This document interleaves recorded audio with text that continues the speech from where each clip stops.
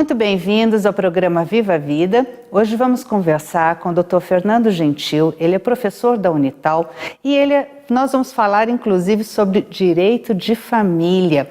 O que quer dizer o direito de família? Quais os tipos de famílias que existem hoje em dia?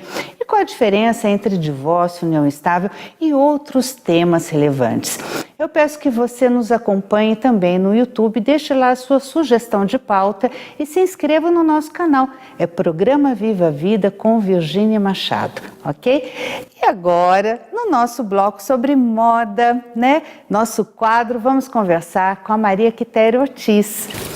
Olá. Minha querida, muito prazer tê-la aqui novamente. Prazer é todo meu.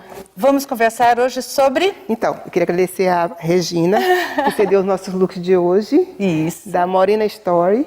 E nós estamos hoje com a oncinha, né? Que é essa estampa nossa preferida. Esse padrão de print, né? É animal print. Animal print. Você tá com um vestidinho cachiqué, super clássico. E eu queria salientar aqui a estampa de onça, gente. Ela é atemporal, é uma estampa clássica. Mas nunca foi assim, tá? Não, né? Nem sempre foi assim.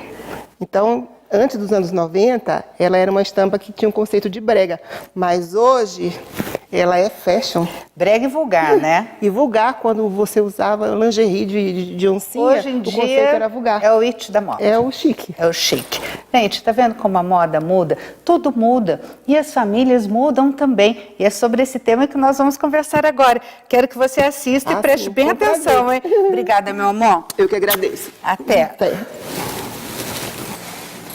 Doutor Fernando, por favor. Vou receber agora o doutor Fernando Gentil. Doutor Fernando, seja bem-vindo. Muito obrigada por participar do nosso programa. Sente-se, por gentileza. Vamos conversar aqui um pouquinho sobre direito de família, né, doutor Fernando? E eu tenho já aqui algumas perguntas que elas são retóricas na sociedade, né? Que é justamente assim, o que é necessário para que ocorra o casamento? Perfeito. Casamento nada mais é, né, do que a união entre duas pessoas com base no afeto. Só que o casamento, ele deve observar todo um rito, toda uma solenidade. Então, nós temos uma etapa, que a gente fala que é etapa de habilitação, né, que é onde a gente vai analisar dentro do cartório, os chamados proclamas, né, e tudo mais. E também temos a celebração do casamento, que pode ser celebrações usuais, com duas testemunhas, ou algumas celebrações mais diferentes, como o chamado casamento nuncupativo, em caso, né, em extremis, quando a pessoa já está quase à beira do falecimento, casamento através de procuração e tudo mais. Gente, é muito interessante, não? Olha, e agora existe... Bom, o casamento a gente viu que é extremamente formal. A união estável, por sua vez, não tem nada disso, né? Não. O que é a união estável, para que as pessoas possam acompanhar nosso raciocínio? Perfeito. O código ele vai falar que a união estável nada mais é do que uma união, né? Não limita também a quantidade de pessoas, até onde surgem novas formas de família, que nós vamos debater em um momento posterior, como chamado trisal e tudo mais. Então, seria uma união de pessoas, que seja uma união contínua, duradoura, né? E que seja uma união de natureza pública, com a finalidade de constituir família. Olha só, o conceito de constituir família, eu acho que é um dos principais requisitos ali para a configuração da união estável, não é? Exato. E é a diferença, inclusive, do namoro, né?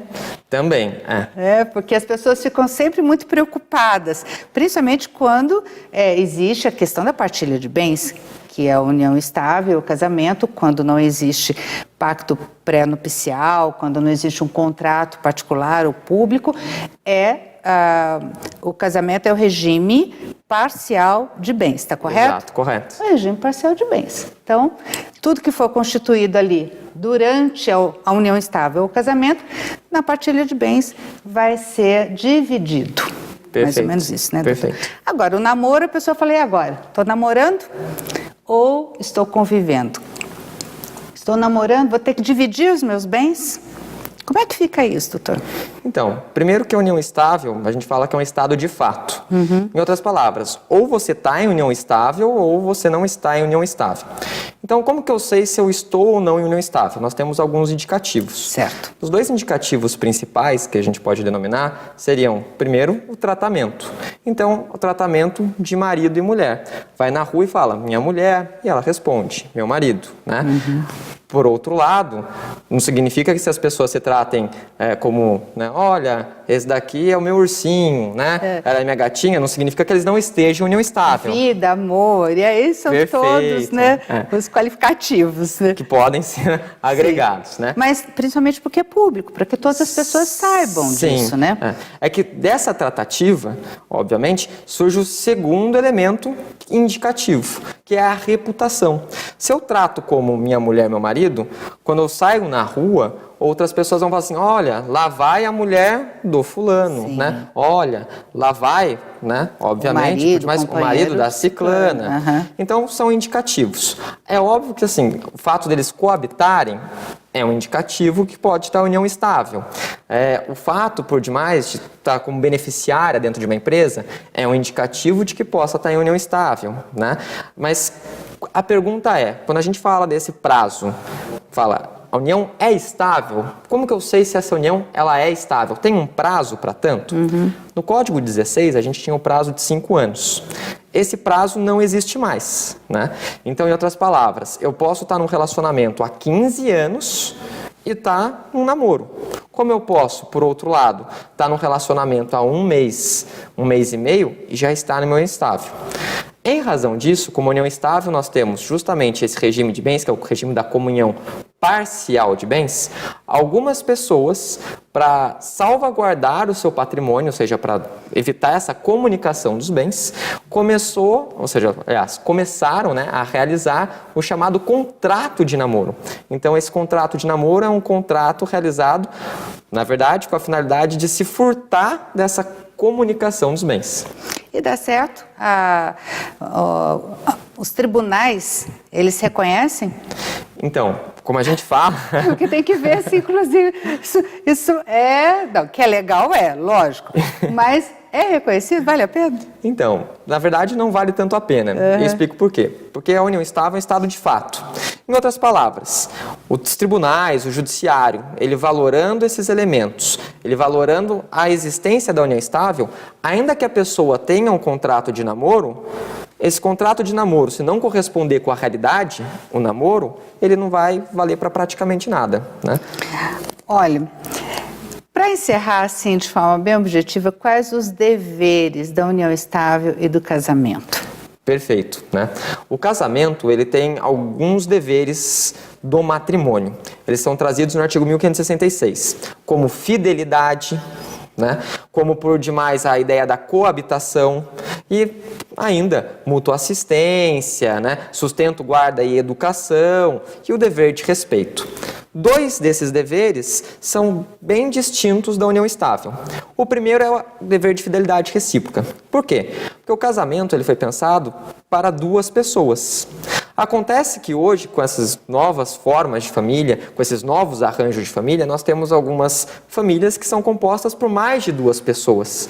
Então, como que ficaria a fidelidade nessa situação? Né? Em razão disso, hoje, quando a gente fala de união estável, a gente não fala de fidelidade, mas sim o dever de lealdade. E é interessante que essa fidelidade ela pode ser quebrada de várias maneiras, né? O adultério, que a gente fala, seria dormir em outro leito. Também tem a terminologia do adultério precoce, logo após o casamento, quase adultério, que são as carícias preliminares, infidelidade virtual, muito usual com troca de mensagens e tudo mais, né? Isso eu acho que está muito dentro da nossa realidade, né? Tem até um post no Facebook que o marido chega e pega a mulher na cama com o Face, né? Aquela figurinha do Facebook, né? Oh, amor, você chegou?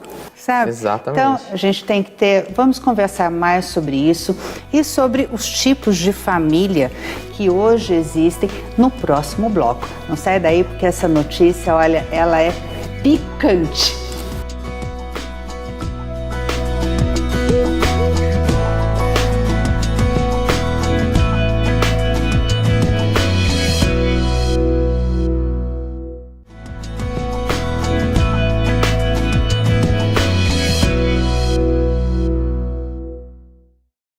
Hoje estamos conversando com o Dr. Fernando Gentil e ele está nos trazendo aqui informações muito salutares para a nossa vida do dia a dia a respeito da família, casamento, união estável e o quanto isso acaba interferindo no nosso modo de pensar, na verdade, né?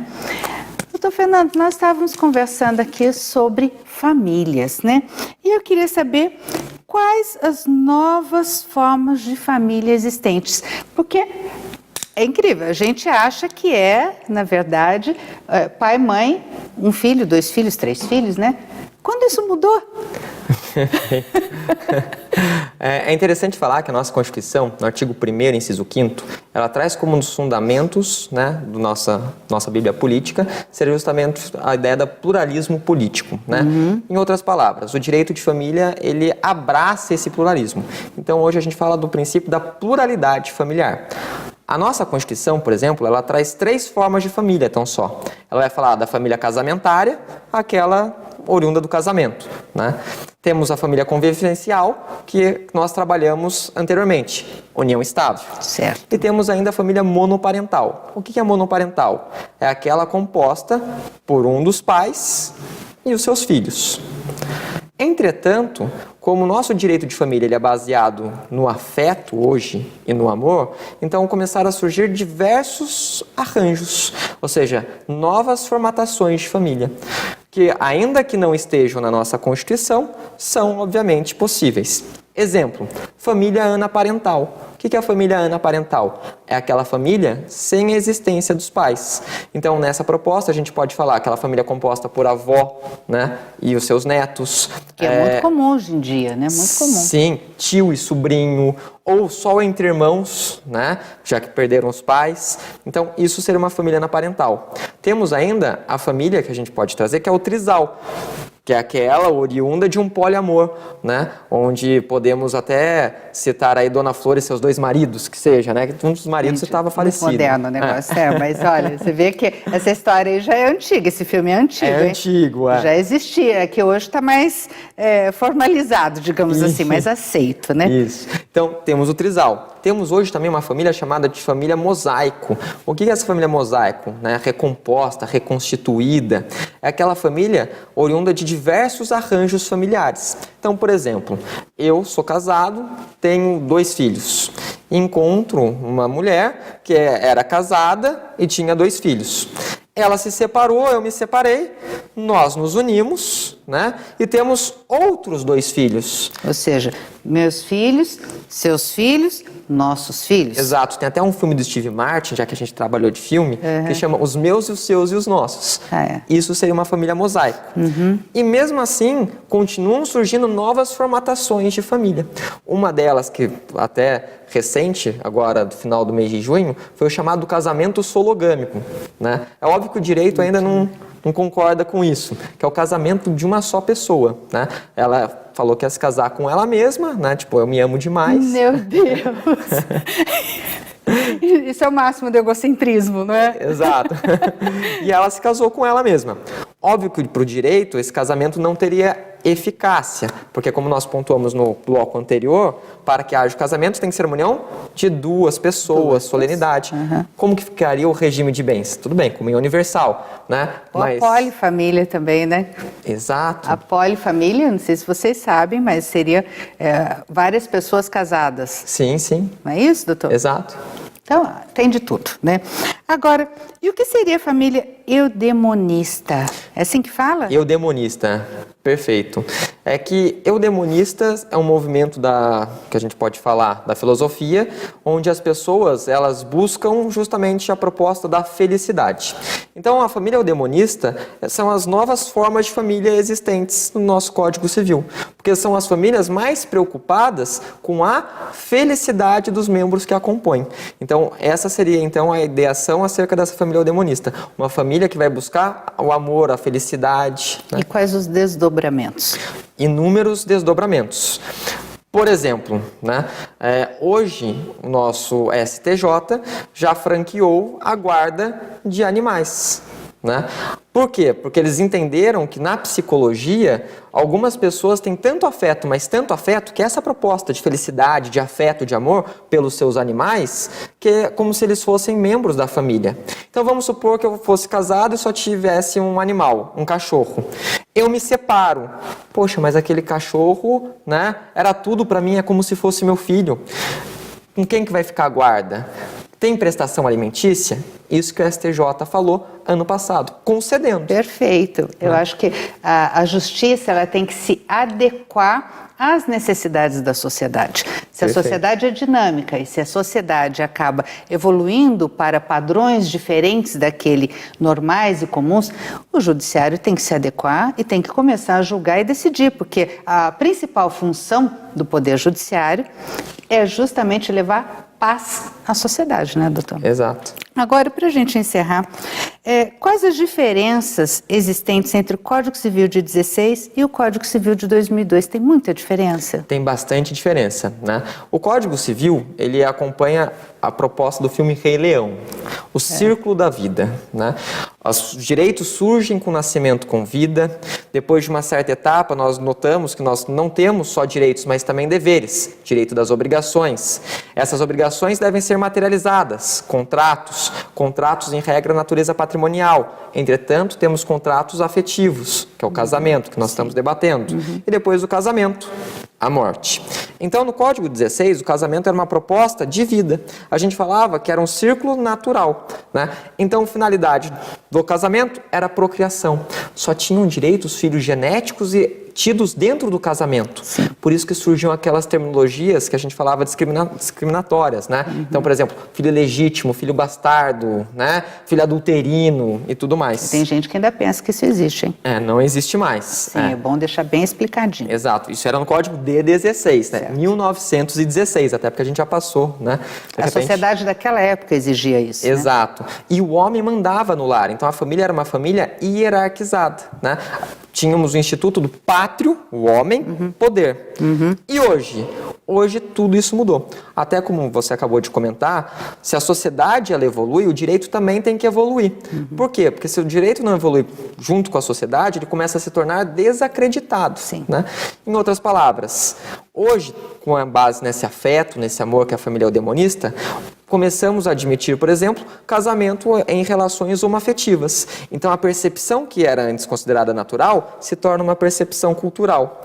Hoje, nós falamos do princípio da igualdade, tanto entre os filhos, então acabou aquelas terminologias odiosas, filho é filho, não importa onde seja esse filho, né? E seja esse filho genético como socioafetivo, porque quem cuida e quem ama também é pai, também é mãe, né? Como também o princípio da igualdade entre homem e mulher. Então, acabou o pátrio e poder e a gente começa a falar também justamente do poder familiar. Em outras palavras, hoje a mulher também pode pagar alimentos, prestação alimentícia? Pode. Hoje, a mulher ela pode passar o seu sobrenome para o marido? Pode também, né? Então, são algumas mudanças oriundas, né, do Código 16 para o Código de 2002. Perfeito. Olha, explicação melhor do que essa, sucinta, objetiva, rápida e assim que abrange todo esse conteúdo só com o doutor Fernando. Eu estou assim encantada, gente. Olha, doutor Fernando, muito obrigada. Por estar aqui conosco, tirar as nossas dúvidas. Peço a quem nos acompanha que deixe aí a sua sugestão de pauta. E se alguém quiser entrar em contato com o senhor, doutor, tem algum e-mail que possa estar indicando, levando alguma pergunta? Claro, sem problema. Qual que é? O e-mail seria, né, contato @almeidapedroso.adv.br. Perfeito. Então, se alguém tiver alguma dúvida, por favor, pode entrar em contato com o Dr. Fernando ou deixe aqui na sua sugestão de pauta, deixe aqui na sua dúvida com relação aí ao próprio YouTube. A gente costuma responder sempre e eu passo para o Dr. Fernando se o caso, tá bem? Agradeço aqui a Verso Cabeleireiros e a Unhas Brasileiras que cuidam aqui do nosso cabelo, maquiagem, cuidam das nossas unhas. Agradeço a companhia de todos vocês e gostaria que agora vocês permanecessem conosco, porque nós vamos falar no próximo bloco sobre turismo. com a Marisélia Rodrigues. Então não percam, porque é maravilhosa essa explanação dela. Ela traz assim detalhes sobre como a sua viagem pode valer a pena e você ter aí ser muito mais feliz, tá bom? Muito obrigada, doutor. Eu que agradeço. Até a próxima. Cuidar, ó, segue aí o bloco, tá bom?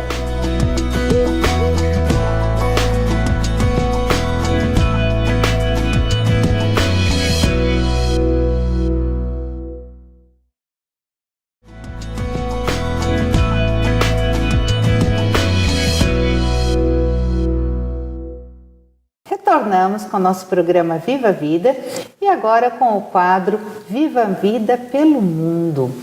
Para compor esse quadro, eu conto sempre com a ajuda da minha querida amiga Mari Rodrigues, que conhece mais de 90 países mundo afora. Mari, muito obrigada novamente de estar aqui conosco, compartilhar conosco toda essa sua experiência, porque isso é muito importante. Nós, quando vamos visitar pela primeira vez um país, a gente tem que saber as peculiaridades, as dificuldades e as dicas que você deixa são essenciais para que a gente possa ser feliz, né? Tomara e aproveitar que seja ao máximo a nossa viagem. Proveitoso, tomara que seja proveitoso. Vamos falar da França hoje? Vamos. França, gente. Sai de São Paulo para em?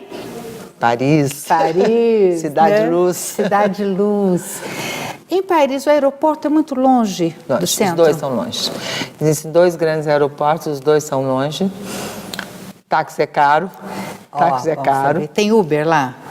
Tem, mas o Uber na França também não é barato, não. O Uber é quase igual ao táxi, não é tão barato, não. Eles são equivalentes.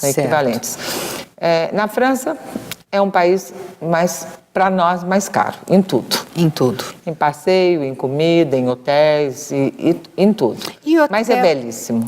Hotel é bom ficar ali no centro de Paris ou mais afastado? Ah, não. Sempre é bom central, porque você perde menos tempo com transporte para cá, para lá. Entendeu?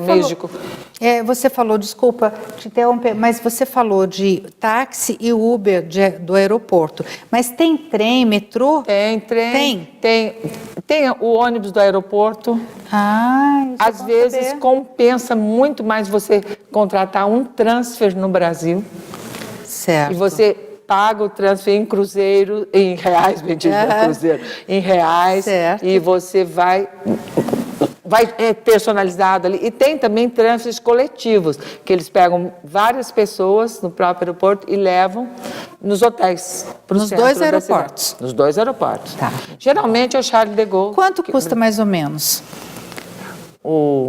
Olha, ele fica mais de 20 quilômetros o aeroporto. Ele é longe.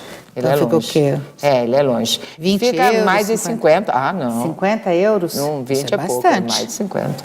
Mais de 50? É por aí. Então, olha, geralmente os aeroportos longe, por exemplo, os de Paris e de Roma são longe. É na base de 50 euros um táxi. Já se prepara, mais ou menos, né? Mais ou menos. Esses coletivos aí fica mais barato. Não, tem o airport, que é o bus airport, que é o ônibus do aeroporto. Entendi. Então esse às vezes sai mais. Às vezes sim, porque depende o número de pessoas. Porque se for bastante gente, é claro que um transporte, um táxi, talvez saia mais barato. Né? Entendi. E porque eles cobram, às vezes, alguns cobram a mala também. A quantidade de malas. Se você der sozinha com 50 malas, eles vão comprar as malas. Eles vão comprar Eles cobram as malas. Esse que é o Paris é bom ficar no centro, então. Ah, sim. Mas Paris é bem ampla, entendeu? Então dá para você se locomover de metrô para tudo quanto é lá. É um metrô bom, tal, antigo, bom, mas é perigoso. É perigoso em caso de assalto. Certo. Paris é terrível em caso de assalto. Eles te assaltam em metrô com a maior facilidade também. Mas os pontos principais são quase todos pagos. Paris é pouco coisa gratuita. É muito caro. Por exemplo, eu quero ir na Torre Eiffel. Né? A torre vale a pena pagar o mais caro, que é o elevador. Certo. E ao último topo. Porque você chega num lugar... Mais ou menos. Agora deve estar uns... primeiro estava 12, deve ser uns 30 euros, entendeu? Mas vale a pena ir ao último. Porque você chega num, depois você vai querer, daí sai mais caro, daí você não consegue ir, tem que descer, subir de novo, é confuso. E fila, né? Vale a pena. E compra aqui também, viu? Você compra aqui também o ingresso. Você compra tudo no Brasil e daí sai mais em conta. Você parcela, aí não precisa pegar fila também, não pega fila. Você já tem o ingresso, às vezes tem horários, alguns lugares. Outro lugar é o Louvre. O Louvre também é o maior do mundo, então é bem cheio. Então não é perder tempo. Você pega o mapa do Louvre, você fala, o mais importante no Louvre é Vênus de Milos e a Mona Lisa. A Mona Lisa. Claro que está cheio de coisa. Aí você anda, você já vai direto no caminho da Mona Lisa. Não perca tempo, tempo. Porque e já dá para comprar o ingresso também antecipado. Tudo aqui. Tudo aqui, você compra tudo aqui. E a pirâmide de cristal? A pirâmide digital é em frente quase, né? Ali é tudo perto, porque Mas é o mesmo ingresso ou é outro ingresso? Não, cada um é um ingresso. Às vezes você consegue comprar combos. Entendi. Fazem ofertas daí de combos. Aí tem que ver qual museu que está incluído, entendeu? Tem umas coisas assim que você consegue fazer. Comer em Paris vale a pena comer o que a gente conhece aqui no Brasil por comida comercial. Assim, entrada, prato, sobremesa, sabe aqueles fechados? Porque é caro, é caro. Mas qualquer supermercado você se diverte com queijo, com presunto, com pães. Leva para casa. Com vinho, por 3 euros você compra um vinho francês maravilhoso. Então Verdade, compensa essa parte, compensa muito. Mas é uma cidade grande, que claro que tem que ir para os pontos principais. 2 grandes lojas maravilhosas, que é a Galeria Lafayette e Printemps, são grandes, e outras mais. Tem muita boutique em Paris, muita boutique. Tem a Rua de Saint-Honoré, que são as grandes grifes dos costureiros, né? Antigamente eles vendiam, depois dos desfiles, eles tinham umas portinhas e as manequins vendiam os vestidos que elas usavam. Então, eu tive amiga que comprou vestido de noiva.